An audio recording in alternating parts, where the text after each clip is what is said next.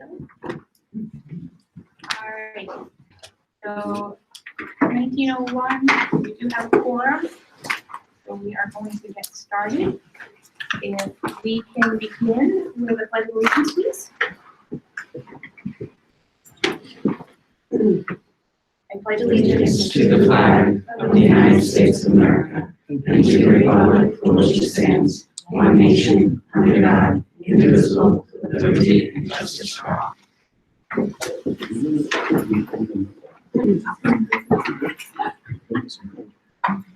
Thank you.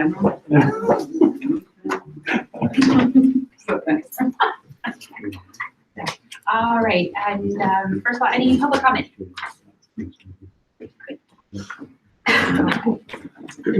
And I will entertain a motion to approve the minutes of the special Board of Ed meeting that was held on April 11th and the regular Board of Ed meeting that was held on March 28th. Okay, any other questions or comments? All in favor? Aye. Mrs. Buell, do you have any communication from families? I do. I put some communications in your packet. I'll just highlight 3 of those. There's a wide variety of things in your packet, so I'll try to highlight those as I go. The first is a communication from a parent of a student at Killian High School. We had the opportunity to read through it. I just want to let you know that I have followed up with the parent and the administration and our own administration who's coordinating with that family and making sure that the communication. There also was an email from another parent about the drama club production, and between Mr. Yanku and I have both communicated with that family as well. And so just wanted to let you know that's in the process. Those email packets, because do I have They're in a clip in your packet. Those are clipped together. Those are so maybe some of us have them. I missed it because I don't. Okay, this one? That one? Yeah, it's clipped together. So no, you don't have anything. No, she had one that was okay. These are the ones from Woodstock Academy, that's what we're looking for. No, those are different ones. So that leads into B, thank you notes. So there are a variety of thank you notes in there. We did send thank you notes to the Woodstock Academy who came and presented data here. We sent thank you notes out to, we had a high school student from St. Bernard's in Huntersville that volunteered here to help our students, which you saw on the on my blog. We had a high school student that came and volunteered to help students complete a project, some of which was completed at home and some completed after school. So it was, really a nice opportunity for him. I know we don't have it. I'll get those here. There are thank you notes in there to the administrators and the teachers who came last month who presented. Did a fabulous job. So I've been giving these thank you notes to Counselor DeKeith as the secretary. He receives copies of those. And then finally, I sent thank you notes to the 5th grade team, the teachers and students who wrote those beautiful thank you cards to the Board of Ed for Board of Ed Appreciation Month last month. There's one other communication in your packet. It's not to families and it's not a thank you note, but I just wanted to note that we did receive, so Carolyn Petrick, our food service manager, did apply for and receive a grant for $2,020 through the No Kid Hungry program. And it's used to purchase materials to expand our summer food program. Awesome. So this year they're going to be serving lunches at Sacred Heart Church in Moragan because there's enough population there that they believe they can meet the serving the students there. So we'll acknowledge, or we'll accept that. So they'll still do everything out in the cafeteria here. The cafeteria, they did the teen center, the summer, yeah. And they did the 2 Caroline and Caroline. Village Green. Yep. So, That's great. it's pretty extensive, and so she Wow. applied for and received, the opportunity. So first she had to ask to extend the program, she got that, and then she asked for grant and received $2,020 to purchase coolers and warmers, that sort of thing. So, yeah, a lot of good things going on.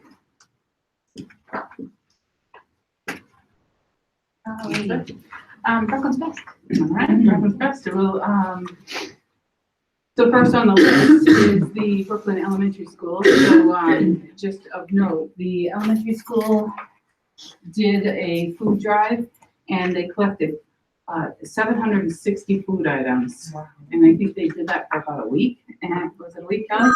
We did the classroom challenge for a week, but they collected for about a month. Okay. So 20 boxes of food were collected and will be donated to the local food pantry here, right? Friends of Assisting. So it's pretty It awesome. was great. So we have wonderful students here and their families, so we'll go right to that. So I wanted to acknowledge, I became aware of a mentor program, and Mrs. Malone is here, Anne Marie Malone is here, and she has coordinated this program for 25 years. She told me that when she started here, someone said, could you create a mentor program? And so she has been, she did, and I believe you were part-time then. And she's full-time now, has been able to maintain it. She's pretty busy, but she maintains this program. So I invited all of our 7th and 8th grade mentors to come this evening. I told them if they couldn't come, that'd be okay. We'd get them, we were gonna recognize them and that they could watch the live stream. Some of them are home tonight and wanted to recognize them. So the 8th grade students, so I won't talk too much because some of the students are prepared to share a little bit about their experiences. But I will present them with a certificate, then we'll have maybe a quick picture. And then we'll give them a chance to share a little bit with you about their experiences. So we have 7th grade students work with one group and the 8th grade students work with the other group. So when I call your name, if you're here, we'll have you come up. If not, hopefully they're watching and listening. And Jackson Getz, and he's not here. If you're not here, we'll get these to you. Ella Davis, Allison Roberts, Janessa Watson,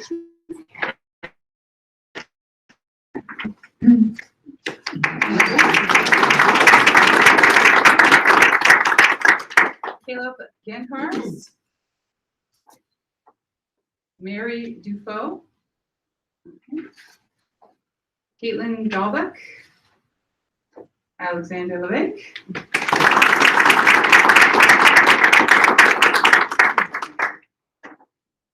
Elizabeth Lovren,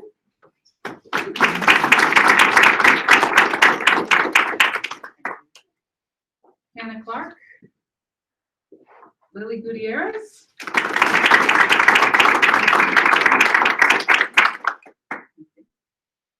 Connor Stewart,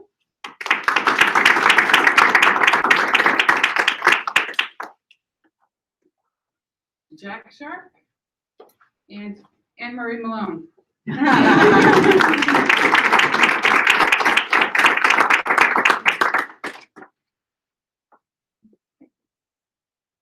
So we'll turn it over to the students. Is there anyone that wants to share? Maybe someone has a few thoughts put together. I think there are.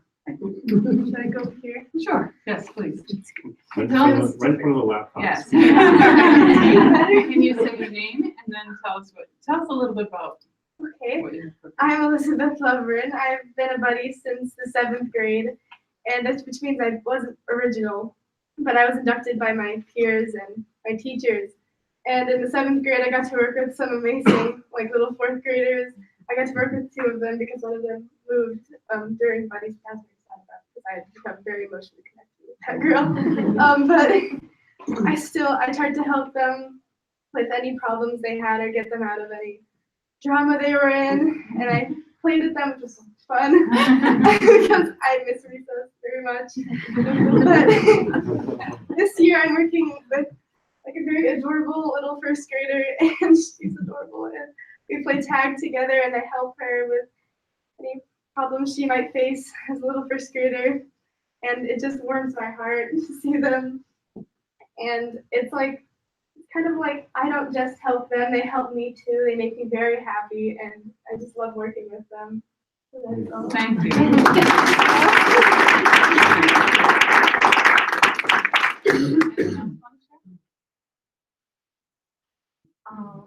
My name is Lily Gutierrez, and when I was in elementary school, I had a buddy, and her name was like Melissa, and I remember her, and I remember those days. They were so nice because it was nice having a buddy that I could like lean on and be, like share thoughts with her, and I would always love that day when she would come. And I feel good like regifting the gift of having the buddy come, and I feel good. I like coming and seeing her face when she is happy and she comes and hugs me. It feels very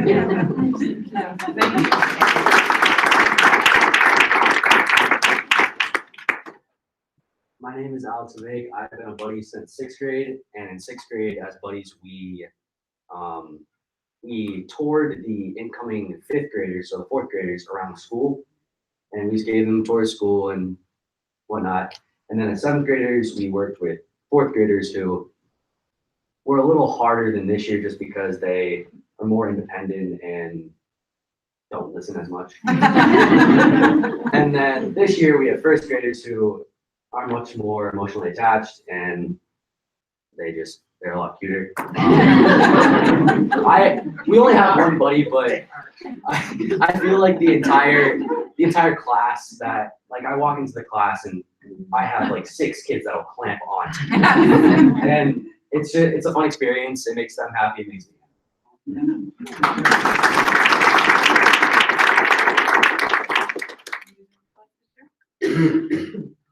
I think everything's been said, really. I agree with all of that. I think they hit all the major points.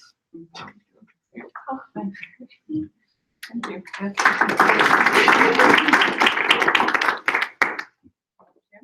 You should, please do, Mr. Stewart.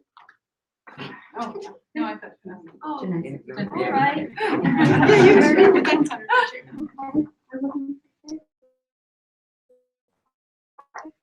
My name is Janessa Watson, and I think with buddies, I think it's very nice for me, especially because when I got older, I've always wanted to do a job that would be beneficial to people, and I think it's just really amazing working with these little kids, younger kids, and just working with them and seeing how happy they get when we walk into a room and they all run up and hug us and just, want us to stay there for lunch and stay there forever, but we know that we can't because we have to get back to middle school.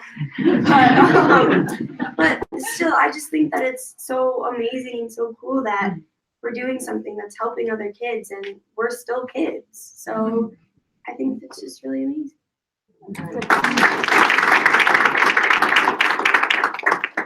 I just want to thank you. I have had the opportunity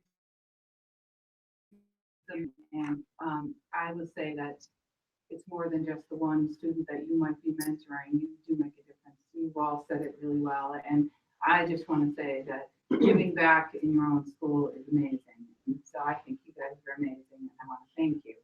I think it's wonderful that our board gets to see some of our outstanding students, and I could not be prouder of you all. So thank you. Thank you, Mrs. Malone, for coordinating. I wonder if we could just take like a minute or two and get a quick picture with the students and the board. Would that be okay? All right. The students can stay around in front.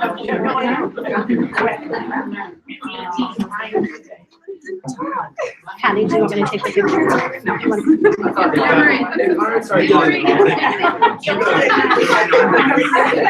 I'll take it. If Connor has anything, you're gonna talk.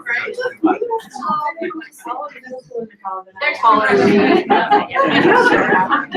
Can't remember this. All right, everybody look up here. All right, here we go.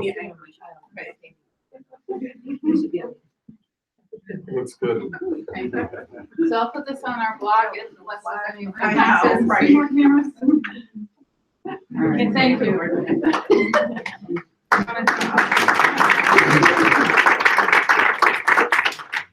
want to thank your parents for coming here and for giving us your wonderful children.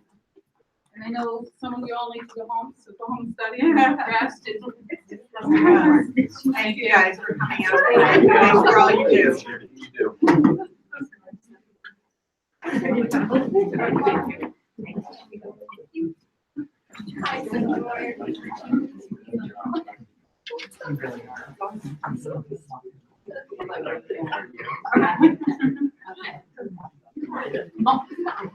Speak for yourself.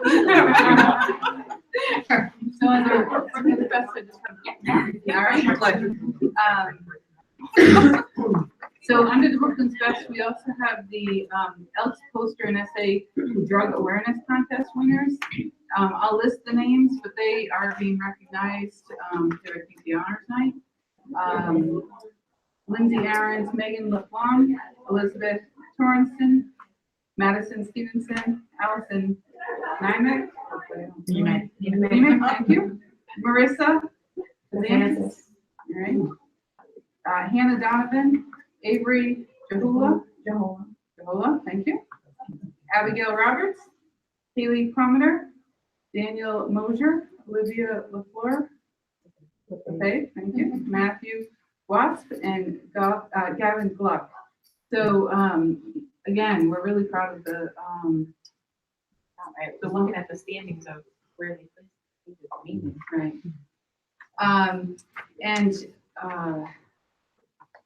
Okay, so I gave you that information about who they were. There's also kind of a late entry to Brooklyn's Best. We have a list of students that participated in the Invention Convention. February 27th, the Brooklyn Middle School 6th grade held their annual Invention Convention.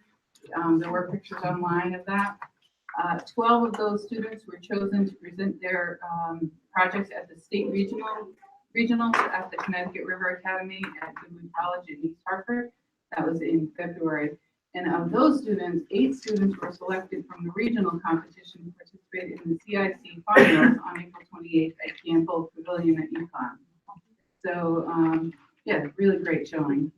And just a point of reference, because we hadn't done Brooklyn's Best, maybe it wasn't acknowledged, but for the past 2 years at the CIAC final, a 6th grade student from Brooklyn Middle School has been chosen to present at the National Invention Convention in Washington, D.C. So there's a lot to be proud of. There's strong science component to that, and nice projects. So yeah, lots to be proud of. Mr. Damon, Mr. Blue.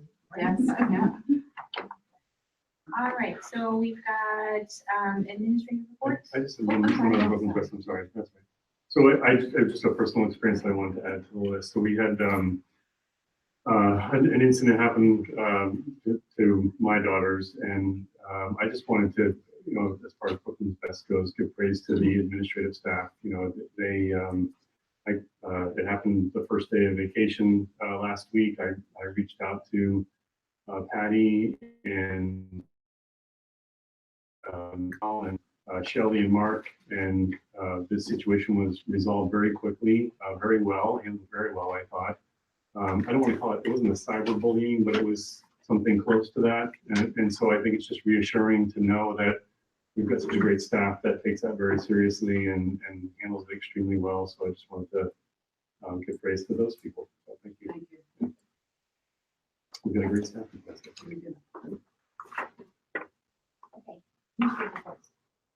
So we've talked about at the Lighthouse District training about eventually getting to the point where we report on goals or some kind of information on a monthly basis. I thought, just as an example, I might put my superintendent's goals in there.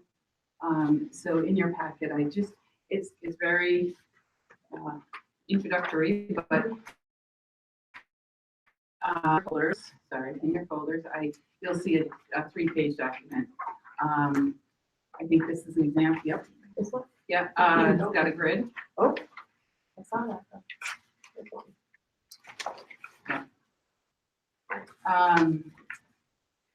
It's just very introductory, but I think that this might be a format or a template we might use in the future. So the shaded portion on the bottom of each goal is just a quick update. So our district advancement plans align to our school advancement plans, and so these goals are rather broad. So we may want to fine tune that as we move forward next year, but I think this might just be an example of how we're going to start or how we might start. And so in the shaded portion on the bottom, I just gave an update for April 25th. So our first goal, my first goal, revolved around the superintendent working with the district administrators to create conditions necessary to lead all staff and students to reach their full potential. The district leadership team will work in collaboration to demonstrate positive results in student outcomes. And so that goal revolved around some of the professional development that would occur this year. That's kind of an ongoing process. I think we've completed a lot of work. Just of note, we did modify the final PD day session as a result of snow, and some of our teachers are engaged in some independent professional development opportunities in lieu of the day after school in the PD session. So we feel as though some of the PD that they're going to be doing between now and June is going to benefit them this year, as opposed to waiting until the day after school when we have to wait the whole summer.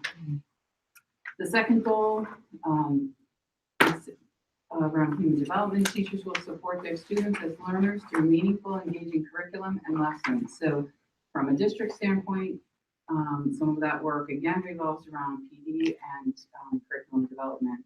We've reported at the last meeting, we reported out on some professional development or the curriculum development that has been underway.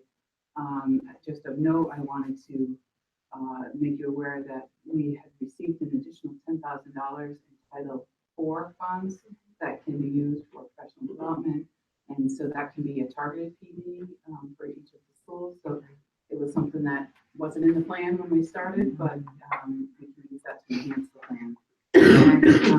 And finally, the superintendent will promote the vision and mission of the school district and Board of Education through creating, I have a hole in my page, opportunities to create student and staff achievement as well as sharing growth of students. So I think this is a kind of opportunity when we have our students here, we can celebrate and let them know, the community know, the parents know how much we support them and understand the great work that they're doing. So I think those pieces are in progress. So just a quick example of something we may be able to model our continued work. And good. Current budget. Current budget. Go for it. So in your packet, there is a budget, but I will ask you to, so this is the current 17-18 budget, so it's in your packet, but there is actually one updated version in the folder. So, and I'll explain why. So if you refer to the updated version in your folder, I'm going to take a few minutes and go over where we are right. Yeah, that's 2 pages. So I'm going to give you a few reasons why you have an updated version. So we're monitoring really closely to try to figure out where we're going to end the year. And so I'll just walk through a couple of things that are going on. This document, if you look at the bottom line, shows us at a negative 416,000 projected for the end of the year. I'll back up and tell you that there are some things that some of the funds are encumbered, some of the funds we may not need to spend between now and the end of the year. We're going line by line through this budget to try to ensure that we are fiscally responsible and use as little of the money that the town appropriated, the additional money that the town appropriated to us. So there are still some grant funds that are going to reduce our salary line, so that's still adjusting as each payroll comes. some stuff on every item. I did put in writing a request to the town for the initial $400,000 transfer, the appropriated funds. And so those funds are gonna be going into the pupil transportation line item. So if you look at that account number, if you look at the last 5 digits on that account number column, and if you go down to 55-100, the numerical, so 55-100, we've asked that $30,000 be transferred into that line item. 55-110, we've asked $100,000 be transferred into that student transportation, special ed expenses. I don't know if you want all these numbers. Some of it's in the actually draft budget for next year as well. 900, the tuition high school, we've asked that $200,000 be transferred into that line item. Account number 55-640, we've asked that $70,000 be transferred into that tuition special ed in-state LEA line. That totals the 400,000, the initial 400,000. We do anticipate an additional approximately $80,000 in excess cost, which we would anticipate putting into line item 55-630, which is special ed tuition private. So anticipate an additional, when those funds come in, that 80,000 going into that line. I will tell you that we're still working on fine tuning and really kind of coming up with the numbers on fuel and gasoline. Just don't have the hard numbers for you yet. So with those additions, that brings our negative balance at the end to $221,100.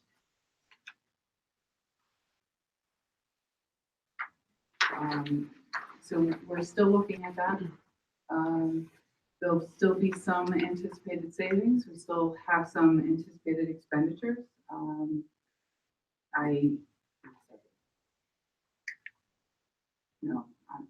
wrong. The 221,000 are our anticipated expenditures between now and the end of the year. Sorry, thank you. Yeah. Thank you, sorry. Which brings our negative balance to 637,977. And then we have 400,000 transferred in from the town, plus the $80,000 in excess costs. So our negative balance is now 157,977. Sorry. That's right, it can be less, that's good. So that's sort of an initial glance at this. Now, we're still kind of drilling down into the numbers. So there are some additional savings in there. I just haven't confirmed all those. I'm anticipating that we may be at around a negative 40,000. So of the $486,000 of additional funds that were appropriated, we may need to ask for about 40,000. It may be less. So I know that the Board of Finance is asking for that number, and I think that that's a reasonable number. So you're anticipating that of the negative 157, you actually think that this would be a negative 40? That's correct.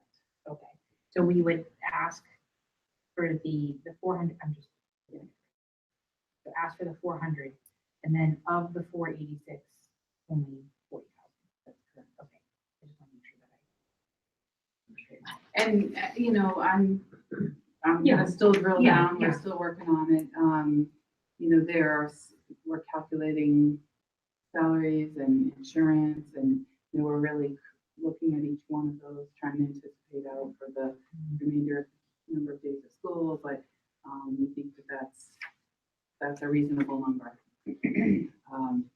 I am working on a weekly basis with the team to review those numbers and kind of ask the questions and drill down. So I'll continue to give you some information as you request, but certainly at the next meeting and when requested to share a number, to give them a number. So I think that a additional $40,000 out of that, what do you say, yeah, is the number that I need to ask for. Any questions on that?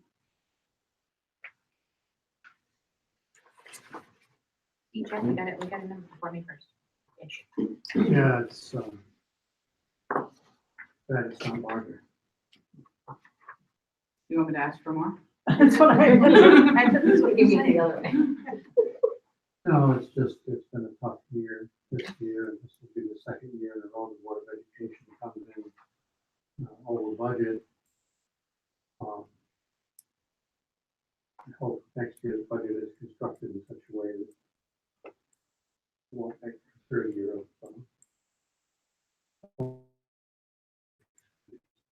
I was just curious on the fuel oil. Yes. Didn't we have extra diesel that we put into fuel oil, so how are we coming up short? We overestimated the amount we had, or? I think what happened with that is that we didn't shut them off and then get an automatic delivery. And so we have room in the tank for fuel, but so our company last year would swap fuel oil or diesel. So if we needed more diesel, we could, and we had extra fuel oil, they would give it to us in diesel. Right. This company is automatically delivered. You're getting your fuel oil regardless of how much diesel you use. That's right. And Okay, so okay. we have a couple of calls. So we're still, The new supplier? it's a different one from last year, yes. So, yeah. And the other thing, there's another variable in there is that I had reached out to some of the local superintendents, and the headmaster at a school at Woodstock Academy had said that he could buy some diesel from us because he had a need for it. And so that transaction has not occurred yet. So I think that they would purchase as much as we might have to sell.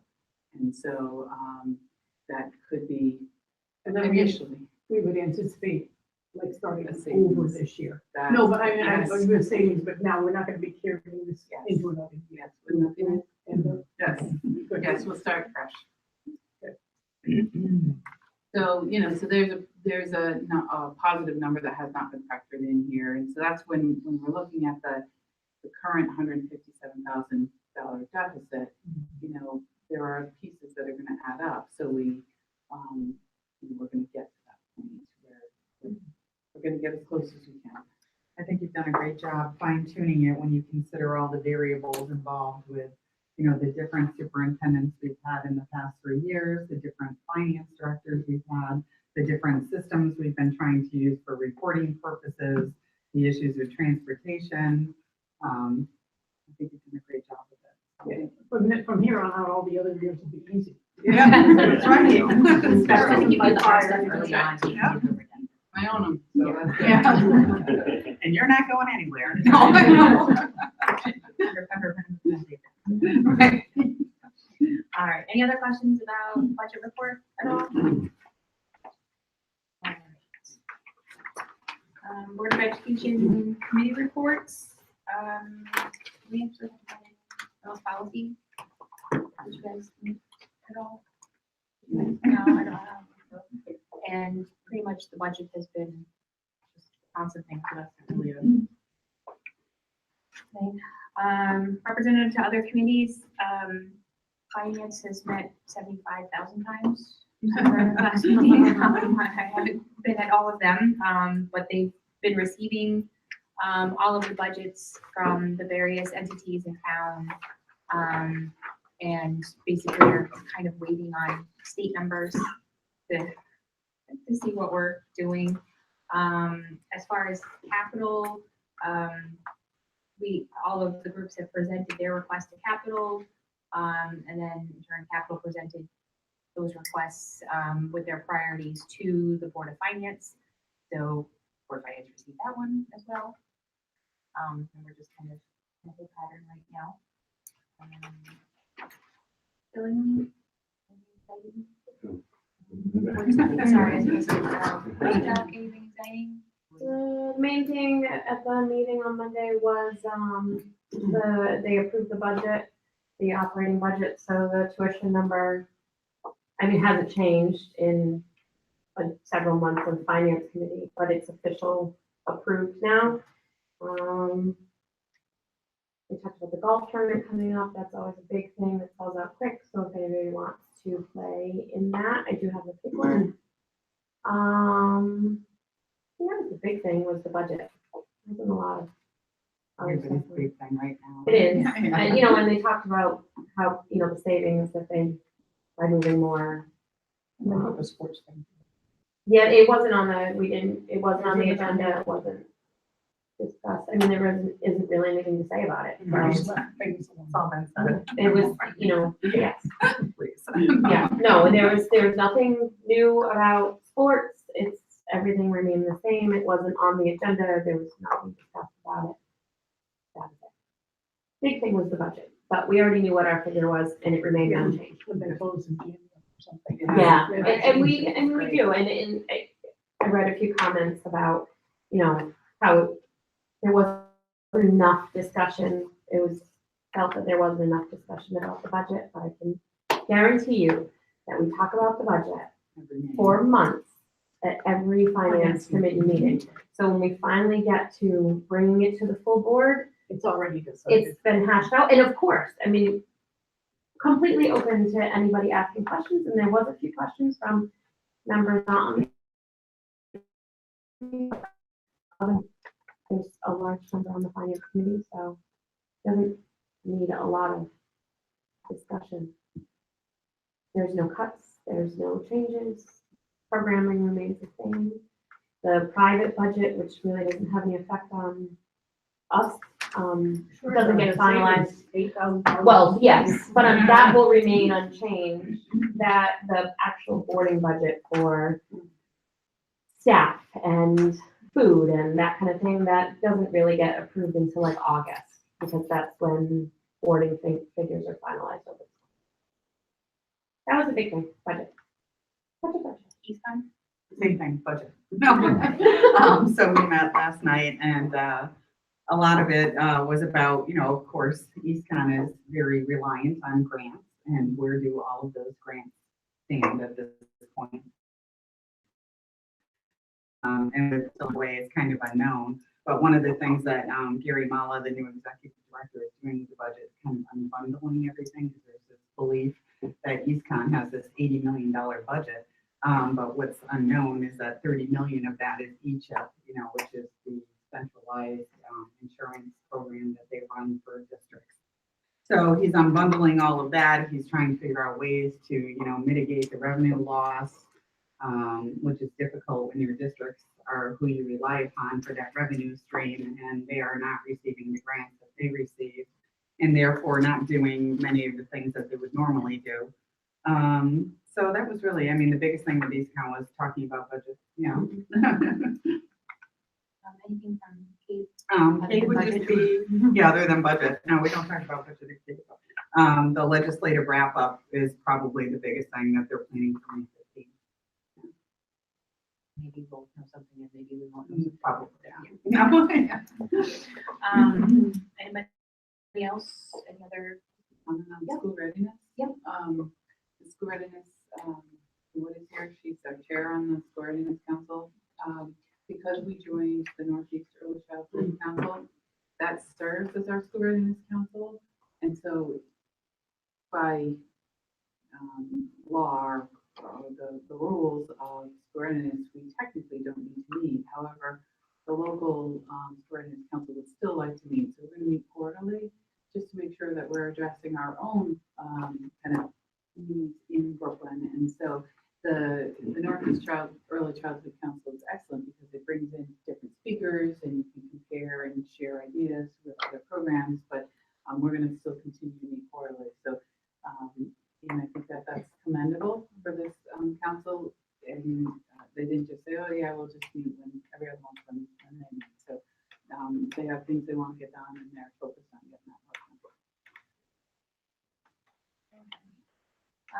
Any old business that?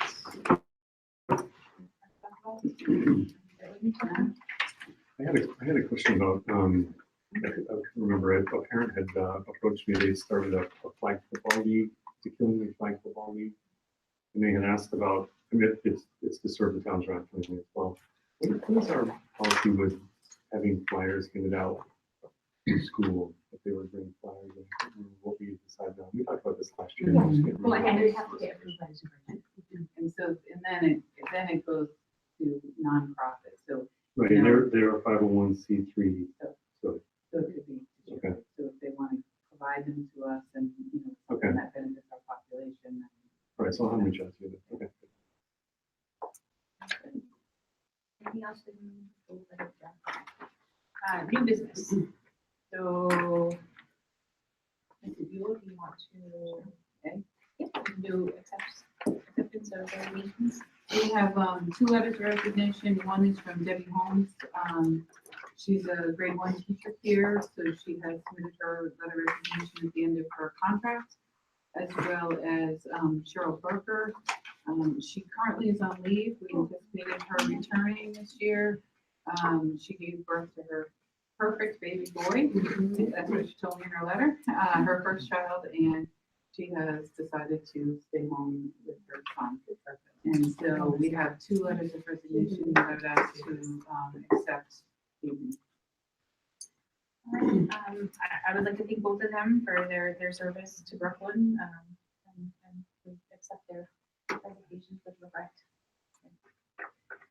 The next is a letter of retirement. I would like to just take a minute to read it, dear Mrs. Buell.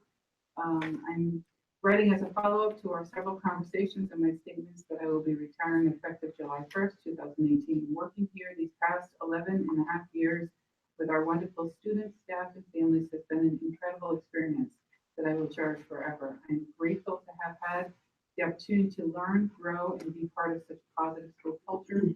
Although I'm really looking forward to my retirement and the time I will spend with my family and grandchildren, I will miss the people and the stimulating challenges of the principalship.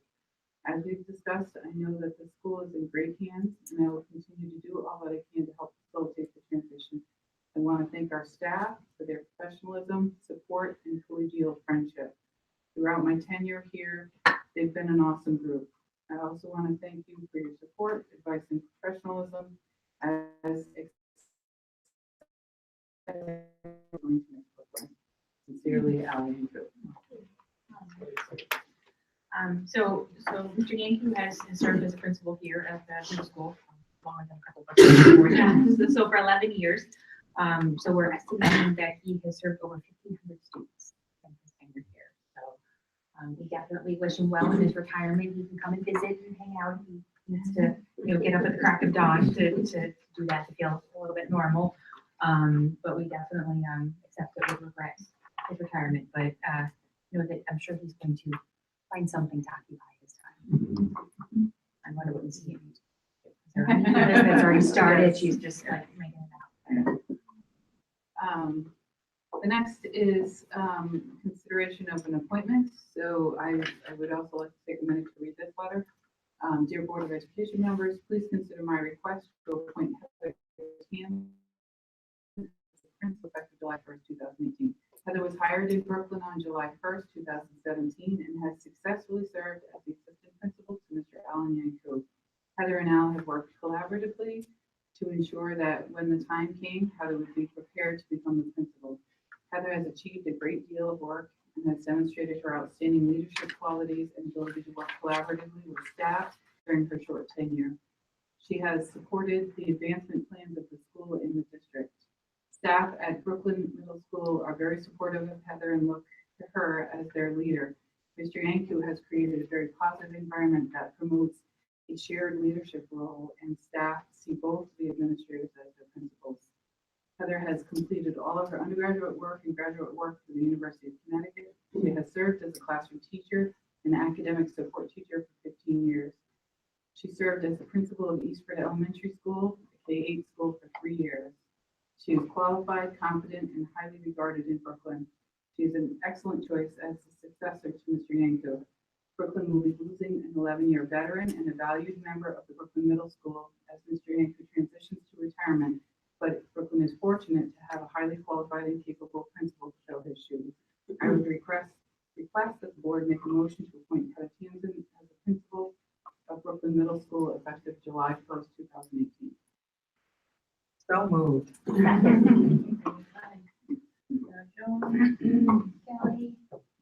any other comments? All in favor? Aye. Always, we Thank you, welcome. Heather.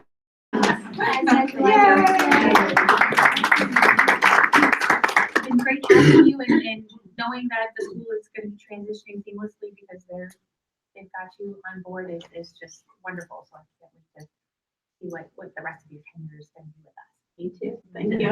We take the punches from Jerry and Jerry at Woodstock every month for stealing.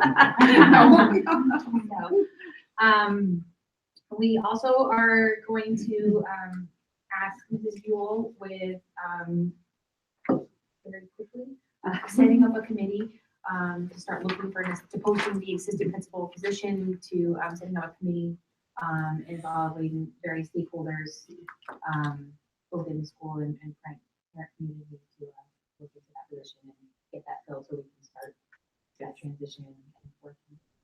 Now. Yeah. I'll work on it. Yeah. The movement over the summer is crazy. I know, Heather, you need to go and get back. You're welcome to stay, but we're very glad to have you. Yeah, Thank you. We're very excited. Thank you. Congratulations. Thank you.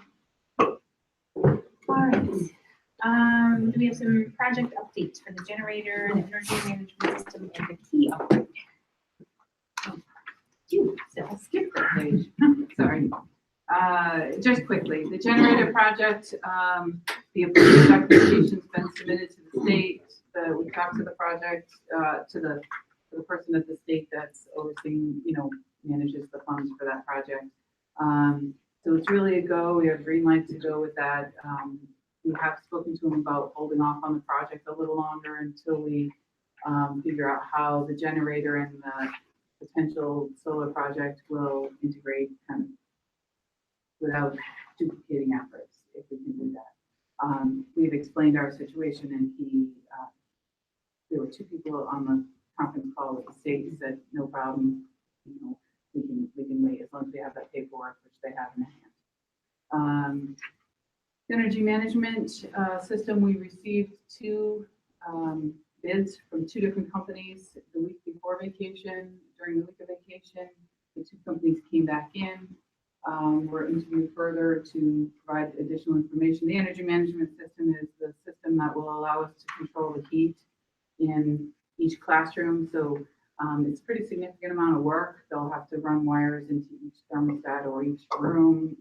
So that way, if there's an issue, for example, on New Year's Eve this year, this part of the building froze, Tony would receive an alert electronically, and so he would know that there was a problem before the pipes froze. And Easy to fix. yes, so that's a big project. I think it was in 2016 that was a capital project that was presented and approved, and the funding for that was $205,000 that was approved through the capital committee, and some refined bids as a result of our conversations, and we believe that we're coming under budget for that.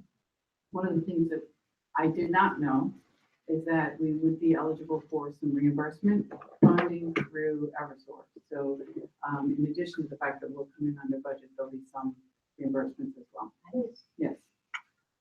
And then finally, the key project, over the spring break, they came in and rekeyed everything.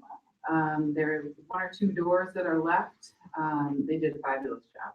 Clean, neat, orderly. Every door had a little symbol on it indicating their, key, the key that would open that door. The secretarial staff here set up on Monday morning and handed out keys, collected old keys and handed out keys to all the staff in the morning, and it really went seamlessly. It was terrific. So for one person to come out and finish up. So I could not be happier to have that completed. right, and so we've determined that the last official day of school for grades K through 8 is going to be June 21st. Remind me, that's a Thursday? Yes. That is a Thursday. The last day for pre-K is going to be Wednesday, June 20th. The graduation for grade 8 is going to be on Thursday, June 21st at 7 p.m. in the middle school auditorium. And then the middle school honors night is going to be on May 29th.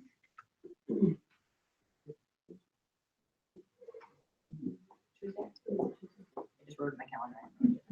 The board members do have a. And it's very nice to have a. They are, they're very nice. So that's on Tuesday at 7 p.m. in the middle school auditorium. What about the fourth grade ceremony? I don't have that yet. Don't yet. I don't have to do that.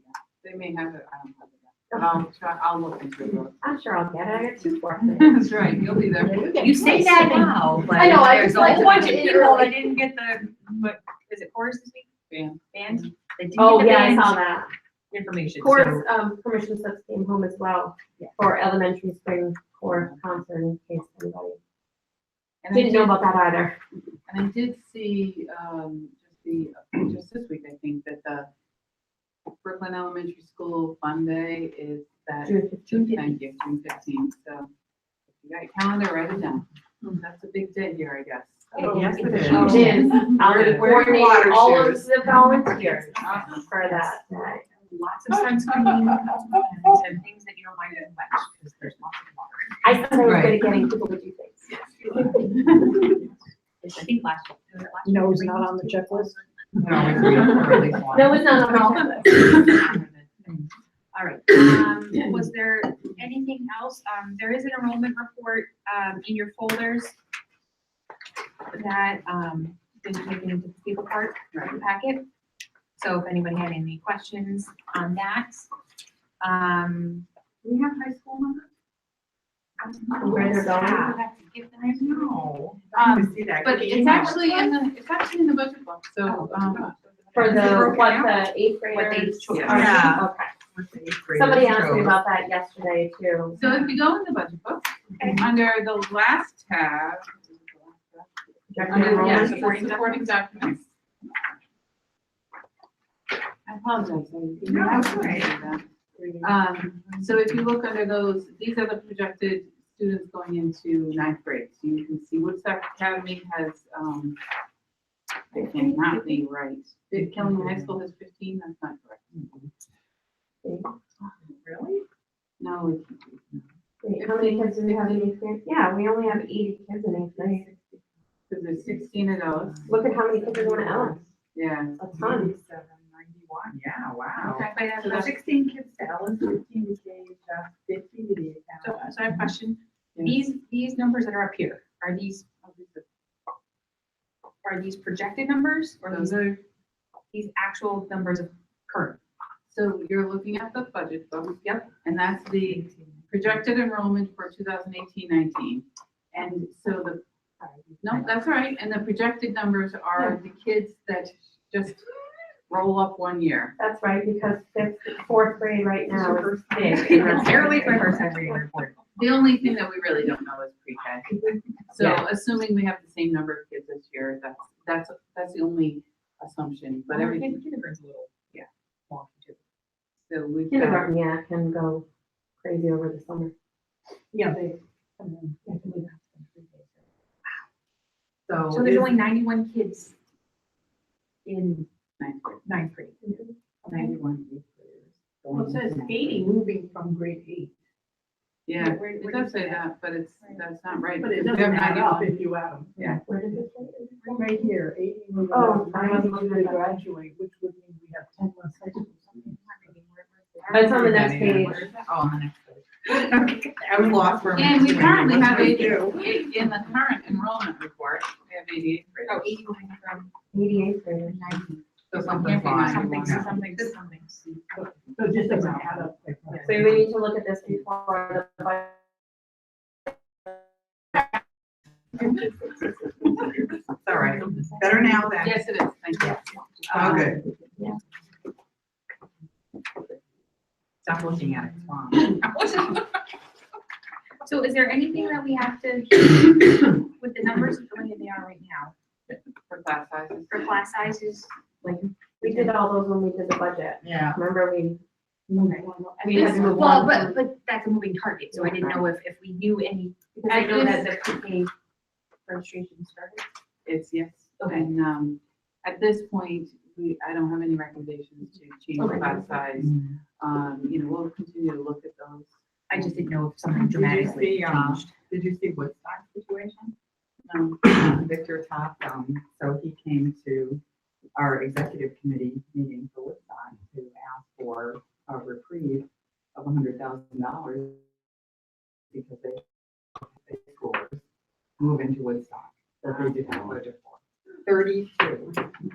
They live in surrounding towns. Yeah. And they don't wanna pay. Right, so don't pay the tuition, just move into town. It's a good time to be a real estate agent in Woodstock, right? Well, we can sell a lot more houses, but they don't have available. Right. If really, if it's. Cause you can do the same thing. You can Truly. do They're kind of popping over the Yeah. border again. Yeah. From Rhode Island. But 32 kids that they didn't have budget. That's ouch. A lot less vacant Right. homes out there. Really. Yeah, so, anyway. All right. All right, so, no, settle down. We still got stuff. It's almost under an hour. I know, That's insane. I That know. never happened. More stuff though. Trying several records over here. Mrs. Buell, you still have one more thing. We have a new business. Yes. Oh, can I ask one quick question? When the eighth grader or seventh, eighth graders, when they choose their high school, is there a survey, for lack of a better, that asks them why, like, was there a reason why? Because I just think it's curious that in the current 12th grade, there's only 6 kids at Ellis, and there's like giant numbers in the other classes. I'm curious if we've ever asked, like, what made them lean towards one school over another? I don't believe that there's a survey, no. We have, as, I don't know if you are aware, but they have, like a high school choice visit fair, night yeah. and. Yep. Oh, yeah. And they have the shadow days, and just, I guess I'm a little curious, we've talked because we about it. talk about it Yeah. a lot. Why a child or family, or however you come to the decision, chooses one high school over another, chooses to go to Ellis, or go to the ag program, or go to Woodstock, or Killingley, or another one, since we have choice. I just, it might be a good, I know we talked about it at one point. yeah. And like, high in school- some way, right, I in don't some think way it's it was hard. considered to be an invasion.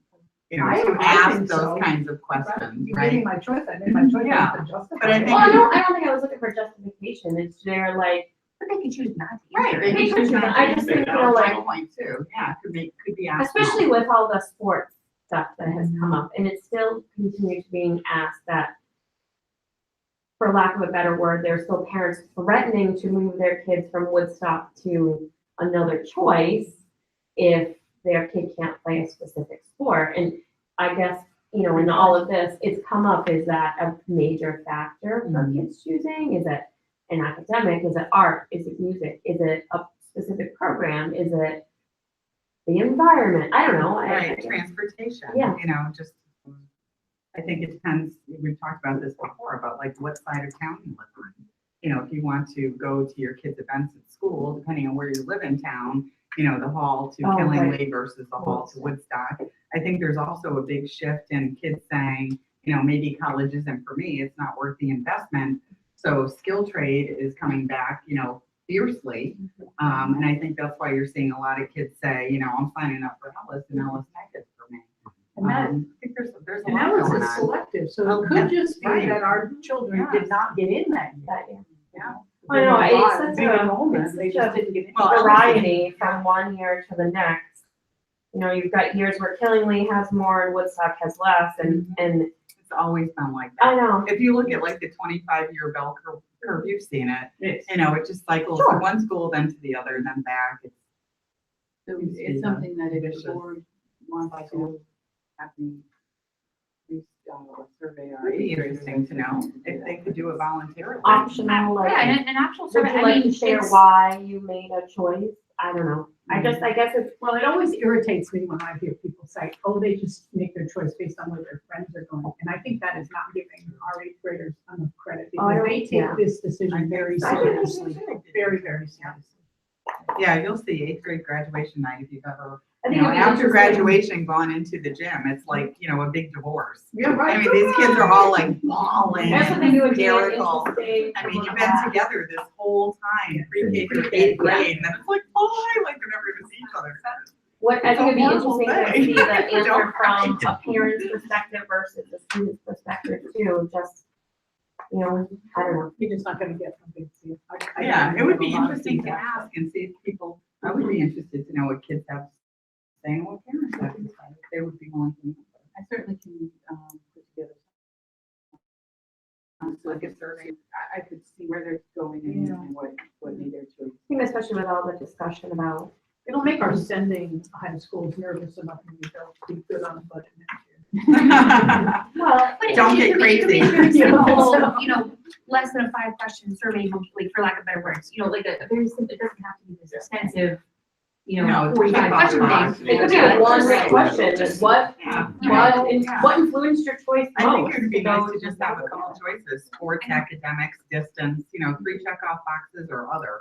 Or it could be something as simple as somebody talked to me at the high school, or the night that we have in the fall. The like in shadow. the night where all the high schools. Oh, come in. the choice. Like, so somebody talked to me versus somebody. Maybe didn't talk to shadow me. there. Yeah, I mean.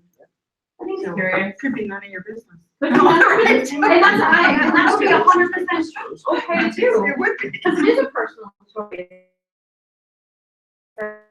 Because mom said so. Well, and there's that too. Right, there is that, alumni factor is a big thing, believe it or not. We might want to position as an anonymous. anonymous Yeah, survey. sure, yeah, It's a yeah. big thing, right, Annie? I know. Big thing. On the other end of the spectrum, for the preschool and the science. Yeah. We used to do something called Child Find. Or do we still do that? Do we publish looking for students? So Child Find is a requirement of special education law. Well, some So- kids are coming out of birth to 3, but for students that aren't. So they do, so we offer screening, so that happens annually here. So that's our Child Find. So families don't have to do that, but we do offer screening. So there's screening days they set up for when they come in to register, they can come in and be screened as well. Then anytime any community member wants to have their child screened, once they're 3, we're obligated to. Because I do know of a family that moved into town maybe October, November. So contacted the school, was told there were no preschool slots. This child is clearly on the spectrum. And now he came in to register for preschool and he said, oh, you open up, you're going to kindergarten. This is not going to go well. So how are we finding those kids is I guess my question. Yeah, I think it's, we depend a lot on our, sometimes area childcare centers help us. Sometimes community members will help and tell them, if you have a question about your child's ability or developmental progress, that you should contact the school. There is information on our website. But they were turned down, like they contacted the schools. one Who time, they they were call? turned down. They probably, were they calling the right school? So the question is, so what was the question that was asked? So if they're asked. They asked if I don't think they Right. are as aware maybe of their child's needs as we might be.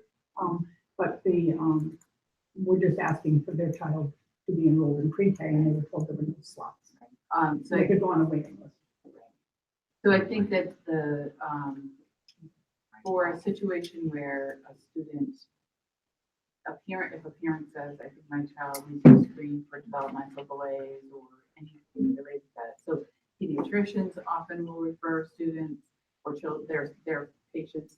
And so it's a kind of a situation, if someone says, I want to enroll my child in preschool and they're 18 to have a class, we might not have the space for that.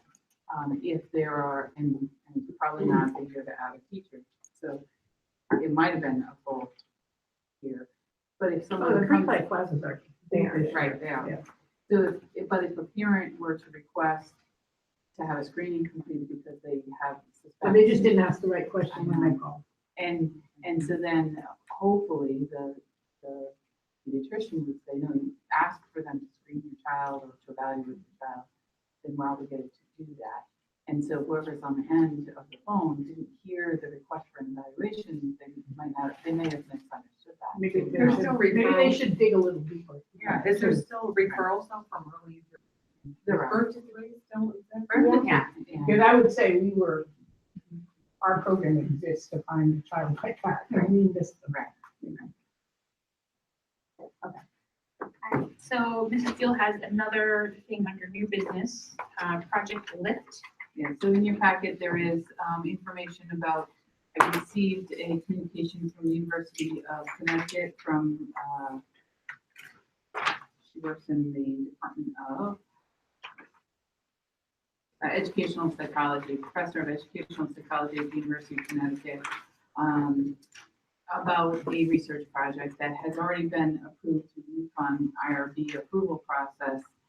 If you were to look at the packet, it's about 5 or 6, 7 pages long. But if you look at that first paragraph, through the Project Lift, we seek to enhance teacher preparation and practice for developing high potential, particularly in students of underserved population, meaning we're kind of a rural community. And so that's one of the reasons that they chose Brooklyn.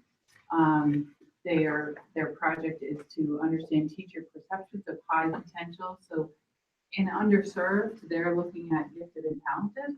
You can see that this project was approved with the grant program. So that's part of what they're looking at. So they're looking at potential for students, and then looking at instructional practices that encourage and develop students' advanced potential at a young age. So they're looking at our elementary. So they're interested in coming in to do this research in grades 1 to 3. So what they would be looking for is pairs of teachers that would commit to this. One teacher would be the line study, and one would be, fully trained. So they need pairs of teachers. So what I'm asking, so they would come in, they would train those pairs of teachers. The teachers would have different levels of training. What they would do is create 4 to 6 reading lessons and 4 to 6 math lessons. We call the control group, but they're aligned to the Common Core, so it's I feel like it would be appropriate because grade level aligned. And they would track that student data over 2 years, the students in those classes, and does the teaching and does teacher perception and does the content of the lesson change students' ability to kind of maximize potential. So after the 2-year study, we would have access to all the research information, the any data or any lessons that they might have developed. So I think that it would be, so first of all, we'd have to get teacher participation, and then the student performance achievement data would be some of our assessment data that we currently use, so like the STAR data. The student information would be redacted off of it, so it'd be like student 1, 2, 3, 4, 5. So, and then the teachers, if they committed to this, would participate in several days of training in the summer before, and then I think again later they would have to do some follow-up, do like a report about what they did. So I think that, and there is also compensation for teachers that want to do this, fairly significant compensation that need to do the work. And I think the reflective practice of being engaged in research and then looking at the outcomes, I think it's its own professional learning. I don't see a negative impact to our students. I think that it's a positive opportunity. And we may have teachers interested, we may not.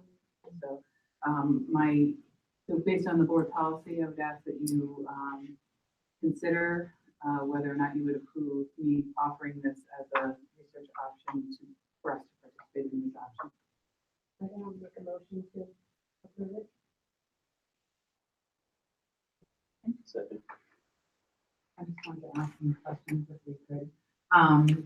So you would need parent permission, right? And then, I didn't read this. No, you didn't, no. Right, but, you just got, I know, we just got it, but, so we would need parent permission, right? Yes. And then you would need teacher support, and then teachers would need to train over the summer. And in terms of how it aligns with curriculum, it would be in line with what they're doing in those grades. But how would it, I'm trying to understand better, like, how does it become a part of what they're doing on a daily basis? Like, do you have this subset of kids that's working on something different and this other group of kids that's doing like regular curriculum, or is it embedded? Like, My understanding is that, so what I read here is that they would be teaching, so the teachers that would be involved in the study would learn how to teach higher order thinking skills, and questioning for the students in their class. So when they teach those 4 to 6 math lessons, they would be teaching that higher order thinking and questioning to the whole class? to the whole class. Okay. And then there would be a control group where Okay. they would not be teaching that same, they might be teaching the lesson, but maybe not including all the higher order thinking questions. And so then they would look at what are the outcomes, how does that impact the student? So over the course of 8 to 12 lessons, whether it be reading or math, Yeah. you're presenting different level of questioning. So what does that do for students, and how do they,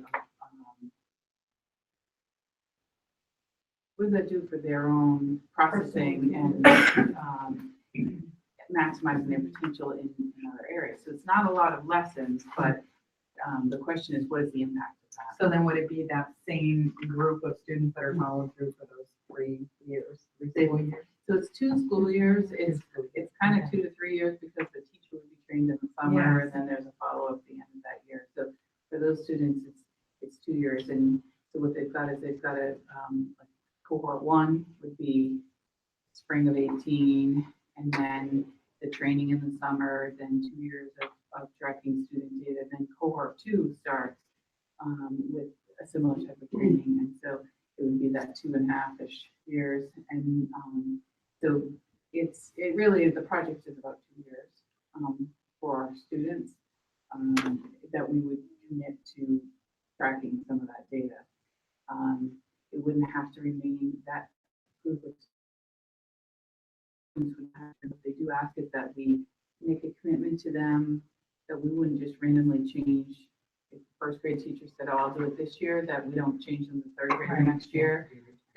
But they understand too that things happen. So, that we would make every effort to maintain the grade level of those teachers that choose to participate. So, so I think there's some commitment by our staff and by our administration. So there's administrative support that's needed for that. So to go back and clarify, so if, so this is a 1 to 3, let's start with 1. So if we've got class A is in first grade and this first grade teacher is going, class A doesn't necessarily have to stay together in class. No. So, and the teacher in first grade that's doing it doesn't move up to second grade with them, they stay in first grade and just does another group. So you're just seeing if they're effective in first grade, potentially continue on in second grade, even though they're not under that instruction of. That's my understanding. Okay. So actually mixing classes, you might see that certain group of kids excel or have higher theories. And really, it says it's really more about the teacher, training the teacher to do this, not, yes, obviously the outcome is for the kids to improve, but it's really teacher preparation and practice. So they're looking for one teacher for 2 years, not really the same group of kids for 2 years.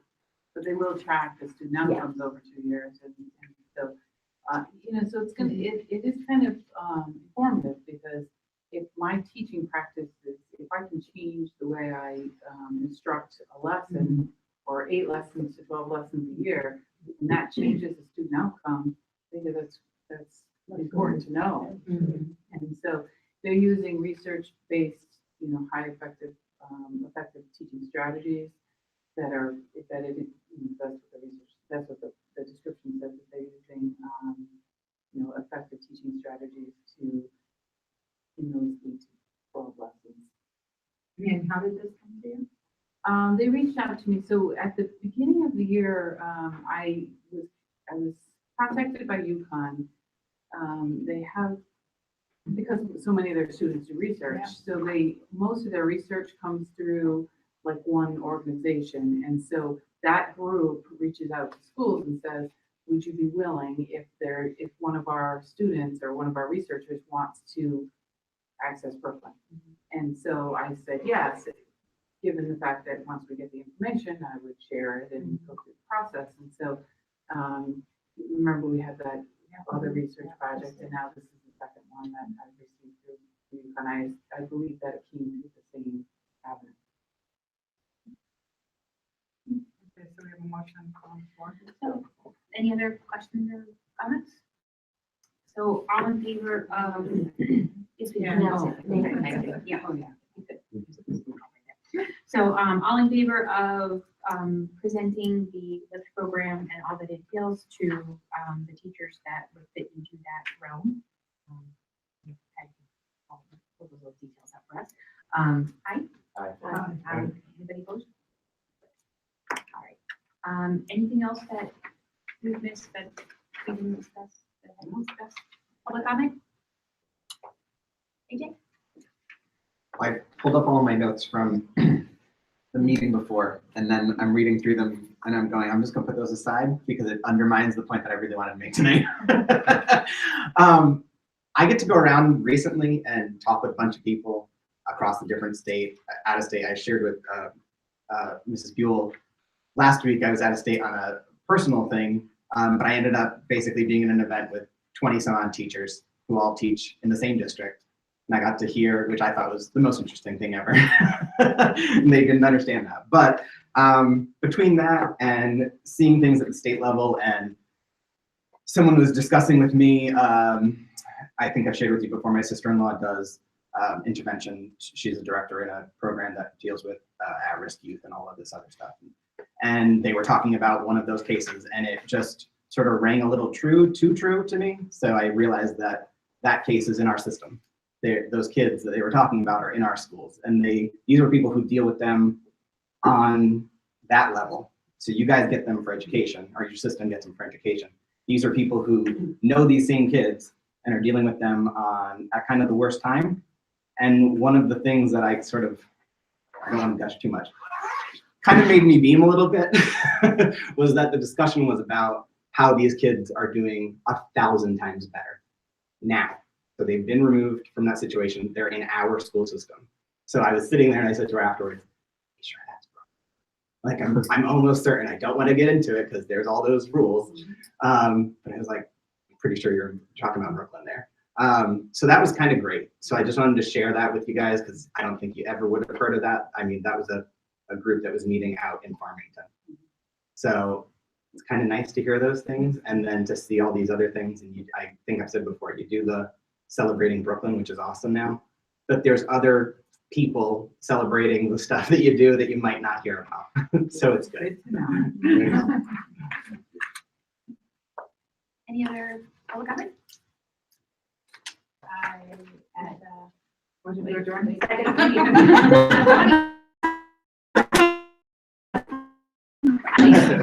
All in favor? Aye. You just never know, man. I know. I don't know. You never know. You just never know. Yeah. I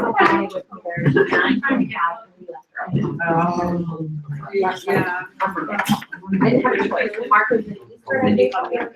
I was in Woodstock with her, which was over at 7 o'clock, right there to there. And I looked at somebody, I thought, oh, you know, it's okay. So you didn't know. Just a little bit. I wasn't. Where to go?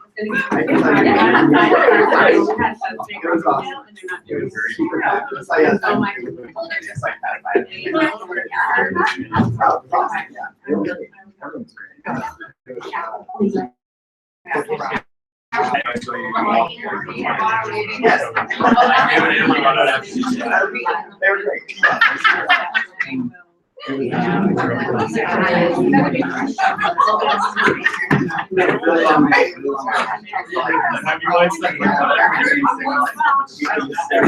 TMI.